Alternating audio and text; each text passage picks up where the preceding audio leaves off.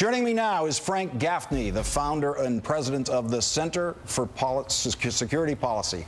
Frank, these things sound like amateur notions to me that the vice president is throwing around and that right-wing radio is supporting.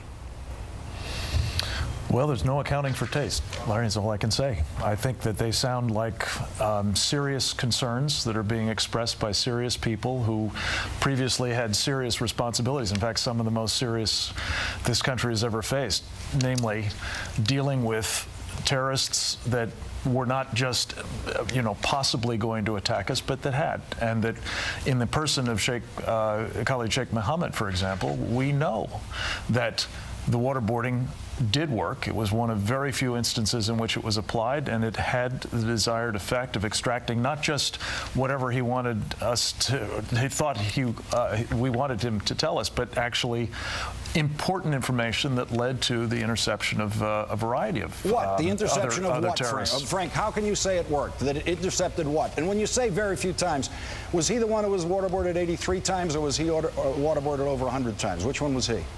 I can't keep the numbers straight, but he was one of very few people who was waterboarded. And the point is that it was used selectively, and it was used to good effect. What did we get from him?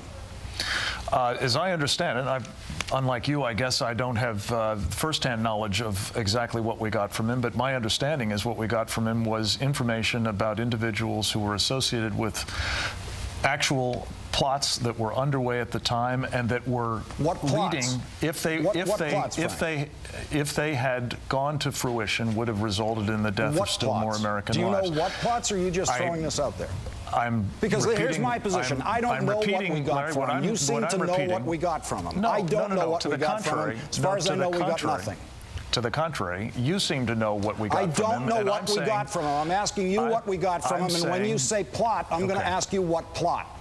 And what I'm going to tell you is, I have not been privy to the information that he disclosed. Can you say the words, I don't know? Are you capable of saying, I don't know when you don't know? I don't know because I don't have access to that information. When I don't know. Okay. What you don't know, I think, is at least as important as what I don't know. And here's the message that the American people need to hear from both of us is, we'd rather err on the side of caution. We would rather err on the protection of American people, not on the idea that we have some higher moral standard that results in them getting killed. And I think that's what Dick Cheney stood for. What about a practical standard? FBI experts and others involved say this does not work. This will not extract the information you need. What about the practical standard? Well, obviously you can pick your expert witnesses. There are others who have used it to good effect, and I think that there's no question that used it to good effect. You just say they used it to good effect. Can you tell me what good effect they've ever used it for? I believe that, as Dick Cheney has said, the good effect that they used it for was keeping some of the terrorists who would otherwise have been using devastating techniques against us from being able to do that. Frank, there's no specificity here. So are you and Cheney and the torture defenders simply going to go on with no specifics because you won't ever be allowed any specifics? Unlike you and me, Dick Cheney does actually have access to the information as to what information was gleaned and what the effect of it was. I suggest you ask him instead of going off on some talk radio show host who had the privilege of talking to him. Well, I will tell you that to continuously refer to me and everybody else. For me or Ed to talk to him?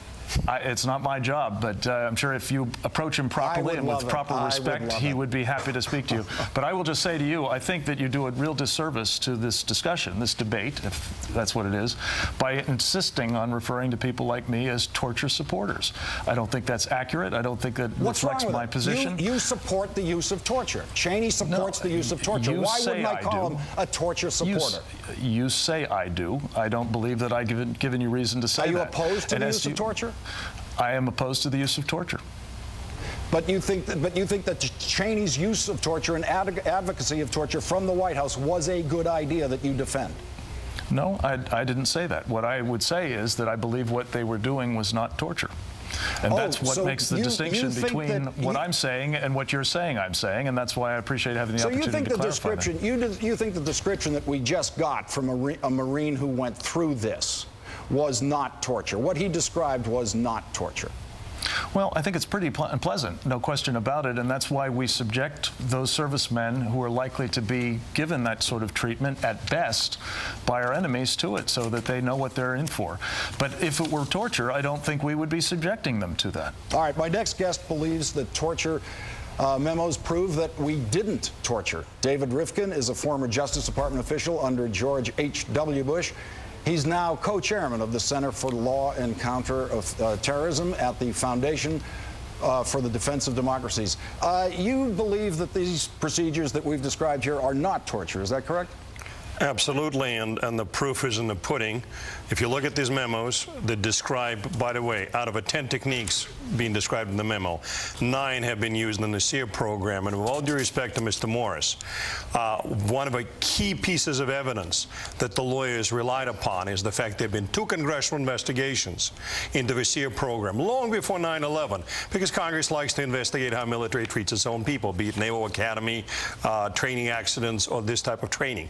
Both congressional investigations gave it a clean bill of health. You had over 40,000 Americans who've gone through this program. Lots of them actually were waterboarded. Not all, but lots of them. There have been follow-up by psychiatrists. David, at 5-year intervals. David, Hold on. None of them found. David Rivkin, have you ever served in the military? No, I have not. So you haven't come close. You, for one, have not come close to going through this program, right? And I would not, frankly, would not like to, but that's not the point. It is the point, because your point is it's not torture. I'm going to read to you what you're trying to tell America is not torture. You tell me that you could go through this and not feel tortured. While I was in the school, I lived like an animal. I was hooded, beaten, starved, stripped naked, and hosed down in the December air until I became hypothermic. At one point, I couldn't speak because I was shivering so hard, thrown into a 3-by-3 foot cage with only a rusted coffee can to piss in. Have you ever lived like that? How many days have you spent like that in your life? It is not the point. The point is this, that we have done this to over 40,000 of Americans in the 70s, 80s, and 90s. You had follow-up by trained psychiatrists and psychologists, which I'm not, who looked at it and said, this is to prepare them for torture. No, it was done to prepare them for torture. Excuse me. That's why it was done. As a matter of law, it's not a question of... Think about what you're saying. You're basically saying we tortured 40,000 of our own people, but that's okay because we did them to prepare for torture. I didn't say it's okay. No, but I don't think it's a good idea. I don't think we've developed useful information as a result of using that program. No, I'm talking about You're the SEER. one who thinks this is a great idea, but would never submit yourself to it. No, you just said that SEER was torture. So under your logic, we tortured 40,000 of our own people with full approval by Congress, with full approval by our military services. Or SEER is not torture, in which case SEER is not torture, neither are these techniques, which, by the way, were quite a bit milder than we've done to our own people. Bottom line is this. You're throwing the word torture around as if every coercive technique means torture. Torture is defined very precisely. Deliberate infliction of severe physical or mental pain and suffering. And for mental, it has to be protracted. Did you not hear that description of severe pain and suffering, including mental suffering? Pain is subjective. I can tell you, look, under your logic, everything is torture. Every bit of inconvenience. No, everything is not torture, David, not at all. You're the defender of torture here. You're the one who's saying, I could take this. You could take it, right? How many days of this do you think you could take? My personal... You wouldn't crack under this, right? Because it's not tough at all. This isn't torture, right? You can take it. And by the way, on the question of does it yield results, why don't you support what the Vice President has called for? There are numerous classified memos, which are, by the way, referenced in the OC memos. There's a memo by CIA Inspector General that goes for 90 pages describing the intelligence stake that was obtained. Why don't we declassify those memos, and then the American people will be able to see? David, that's our one point of agreement. I want every one of those memos out.